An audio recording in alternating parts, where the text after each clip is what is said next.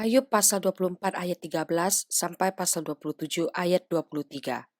Ada lagi golongan yang memusuhi terang, yang tidak mengenal jalannya, dan tidak tetap tinggal pada lintasannya. Pada parak siang bersiaplah si pembunuh, orang sengsara dan miskin dibunuhnya. Dan waktu malam ia berlaku seperti pencuri. Orang yang berzina menunggu senja, pikirnya, jangan seorang pun melihat aku, lalu dikenakannya tudung muka. Di dalam gelap mereka membongkar rumah, pada siang hari mereka bersembunyi. Mereka tidak kenal terang, karena kegelapan adalah pagi hari bagi mereka sekalian. Dan mereka sudah biasa dengan kedahsyatan kegelapan. Mereka hanyut di permukaan air, bagian mereka terkutuk di bumi. Mereka tidak lagi pergi ke kebun anggur mereka. Air salju dihabiskan oleh kemarau dan panas. Demikian juga dilakukan dunia orang mati terhadap mereka yang berbuat dosa. Rahim ibu melupakan dia. Berengga mengerumitnya, ia tidak diingat lagi. Kecurangan dipatahkan seperti pohon kayu. Ia menjarahi perempuan mandul yang tidak beranak dan tidak berbuat baik terhadap seorang janda. Bahkan menyeret orang-orang perkasa dengan kekuatannya, ia bangun kembali, tetapi hidupnya tidak terjamin. Allah memberinya keamanan yang menjadi sandarannya dan mengawasi jalan-jalannya. Hanya sebentar mereka meninggikan diri, lalu tidak ada lagi. Mereka luruh, lalu menjadi lisut seperti segala sesuatu. Mereka dikerat seperti hulu tangkai gandum. Jikalau tidak demikian halnya, siapa berani menyangga aku dan meniadakan perkataanku? Maka Bildad orang Sua menjawab, kekuasaan dan kedahsyatan ada pada dia, yang menyelenggarakan damai di tempatnya yang tinggi. Dapatkah dihitung pasukannya? Dan siapakah yang tidak disinari terangnya? Bagaimana manusia benar di hadapan Allah, dan bagaimana orang yang dilahirkan perempuan itu bersih? Sesungguhnya, bahkan bulan pun tidak terang, dan bintang-bintang pun tidak cerah di matanya. Lebih-lebih lagi manusia yang adalah berengga, anak manusia yang adalah ular. Tetapi Ayub menjawab, alangkah baiknya bantuanmu kepada yang tidak kuat, dan pertolonganmu kepada lengan yang tidak berdaya. Alangkah baiknya nasihatmu kepada orang yang tidak mempunyai hikmat, dan pengertian yang kau ajarkan dengan limpahnya. Atas anjuran siapakah engkau mengucapkan perkataan-perkataan itu, dan gagasan siapakah yang kau nyatakan? Roro di bawah menggeletar, demikian juga air dan penghuninya. Dunia orang mati terbuka di hadapan Allah, tempat kebinasaan pun tidak ada tutupnya. Allah membentangkan utara di atas kekosongan dan menggantungkan bumi pada kehampaan. Ia membungkus air di dalam awannya, namun awan itu tidak robek. Ia menutupi pemandangan tatanya, melingkupinya dengan awannya. Ia telah menarik garis pada permukaan air sampai ujung perbatasan antara terang dan gelap. Tiang-tiang langit bergoyang-goyang, tercengang-cengang oleh hardiknya. Ia telah meneduhkan laut dengan kuasanya dan meremukkan Rahab dengan kebijaksanaannya. Oleh nafasnya langit menjadi cerah. Tangannya menembus ular yang tangkas. Sesungguhnya semuanya itu hanya ujung-ujung jalannya. Betapa lembutnya bisikan yang kita dengar daripadanya. Siapa dapat memahami guntur kuasanya? Maka Ayub melanjutkan uraiannya. Demi Allah yang hidup yang tidak memberi keadilan kepadaku, dan demi Yang Maha Kuasa yang memedihkan hatiku selama nafasku masih ada padaku dan roh Allah masih di dalam lubang hidungku. Maka bibirku sungguh-sungguh tidak akan mengucapkan kecurangan dan lidahku tidak akan melahirkan tipu daya. Aku sama sekali tidak membenarkan kamu. Sampai binasa, aku tetap mempertahankan bahwa aku tidak bersalah. Kebenaranku kupegang teguh dan tidak kulepaskan. Hatiku tidak mencela sehari pun daripada umurku. Biarlah musuhku mengalami seperti orang fasik, dan orang yang melawan aku seperti orang yang curang.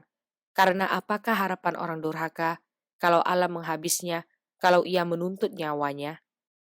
Apakah Allah akan mendengar teriaknya jika kesesakan menimpa dia?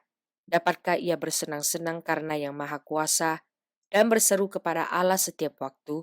Aku akan mengajari kamu tentang tangan Allah.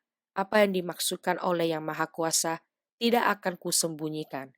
Sesungguhnya kamu sekalian telah melihatnya sendiri. Mengapa kamu berpikir yang tidak-tidak? Inilah bagian orang fasik yang ditentukan Allah dan milik pusaka orang-orang lalim yang mereka terima dari Yang Maha Kuasa.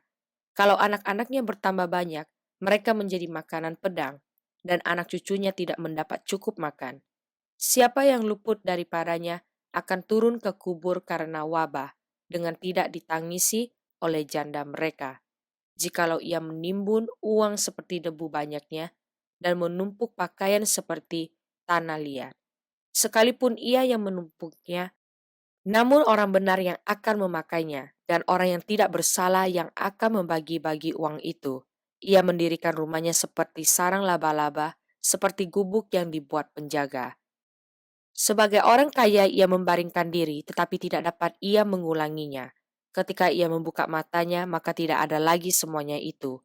Kedahsyatan mengejar dia seperti air bah, pada malam hari ia diterbangkan badai. Angin timur mengangkatnya, lalu lenyaplah ia.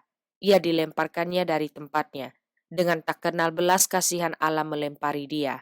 Dengan cepat ia harus melepaskan diri dari kuasanya. Oleh karena dia orang bertepuk tangan dan bersuit-suit karena dia dari tempat kediamannya. Mazmur pasal 105 ayat 28 sampai ayat 36. Dikirimnya kegelapan maka hari menjadi gelap, tetapi mereka memberontak terhadap firman-Nya. Diubahnya air mereka menjadi darah dan dimatikannya ikan-ikan mereka. Katak-katak berkeriapan di negeri mereka, bahkan di kamar-kamar raja mereka. Ia berfirman, maka datanglah lalat pikat dan nyamuk-nyamuk di seluruh daerah mereka. Dicurahkannya hujan es ganti hujan mereka, dan api yang menyala-nyala di negeri mereka. Dirubuhkannya pohon anggur dan pohon ara mereka, dan ditumbangkannya pohon di daerah mereka. Ia berfirman, maka datanglah belalang, dan belalang pelompat tidak terbilang banyaknya, yang memakan segala tumbuh-tumbuhan di negeri mereka, dan memakan hasil tanah mereka. Dibunuhnya semua anak sulung di negeri mereka, mula segala kegagahan mereka. Amsal pasal 21 ayat 27 sampai ayat 28. Korban orang fasik adalah kekejian, lebih-lebih kalau dipersembahkan dengan maksud jahat. Saksi bohong akan binasa, tetapi orang yang mendengarkan akan tetap berbicara. 1 Korintus pasal 10 ayat 6 sampai ayat 24. Semuanya ini telah terjadi sebagai contoh bagi kita untuk memperingatkan kita supaya jangan kita menginginkan hal-hal yang jahat seperti yang telah mereka perbuat, dan supaya jangan kita menjadi penyembah-penyembah berhala sama seperti beberapa orang dari mereka, seperti ada tertulis, maka duduklah bangsa itu untuk makan dan minum, kemudian bangunlah mereka dan bersukaria. Janganlah kita melakukan percabulan seperti yang dilakukan oleh beberapa orang dari mereka, sehingga pada satu hari telah tewas 23.000 orang. Dan janganlah kita mencobai Tuhan seperti yang dilakukan oleh beberapa orang dari mereka, sehingga mereka mati di pagur ular, dan janganlah bersungut-sungut seperti yang dilakukan oleh beberapa orang dari mereka, sehingga mereka dibinasakan oleh malaikat maut. Semuanya ini telah menimpa mereka sebagai contoh dan dituliskan untuk menjadi peringatan bagi kita yang hidup pada waktu di mana zaman akhir telah tiba. Sebab itu, siapa yang menyangka bahwa ia teguh berdiri, hati-hatilah supaya ia jangan jatuh. Pencobaan-pencobaan yang kamu alami ialah pencobaan-pencobaan biasa, yang tidak melebihi kekuatan manusia. Sebab Allah setia dan karena itu, ia tidak akan membiarkan kamu dicobai melampaui kekuatanmu. Pada waktu kamu dicobai, ia akan memberikan kepadamu jalan keluar, sehingga kamu dapat menanggungnya. Karena itu, saudara-saudaraku yang kekasih, jauhilah penyembahan berhala. Aku berbicara kepadamu sebagai orang-orang yang bijaksana. Pertimbangkanlah sendiri apa yang aku katakan. Bukankah cawan pengucapan syukur yang atasnya kita ucapkan syukur adalah persekutuan dengan darah Kristus?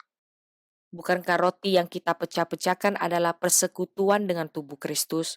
Karena roti adalah satu, maka kita sekalipun banyak adalah satu tubuh karena kita semua mendapat bagian dalam roti yang satu itu. Perhatikanlah bangsa Israel menurut daging. Bukankah mereka yang makan apa yang dipersembahkan mendapat bagian dalam pelayanan mezbah? Apakah yang kumaksudkan dengan perkataan itu? Bahwa persembahan berhala adalah sesuatu, atau bahwa berhala adalah sesuatu? Bukan. Apa yang kumaksudkan ialah bahwa persembahan mereka adalah persembahan kepada roh-roh jahat, bukan kepada Allah. Dan aku tidak mau bahwa kamu bersekutu dengan roh-roh jahat. Kamu tidak dapat minum dari cawan Tuhan dan juga dari cawan roh-roh jahat. Kamu tidak dapat mendapat bagian dalam perjamuan Tuhan dan juga dalam perjamuan roh-roh jahat.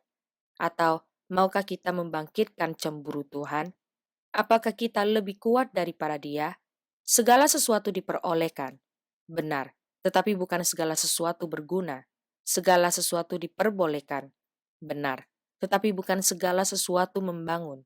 Jangan seorang pun yang mencari keuntungannya sendiri, tetapi hendaklah tiap-tiap orang mencari keuntungan orang lain.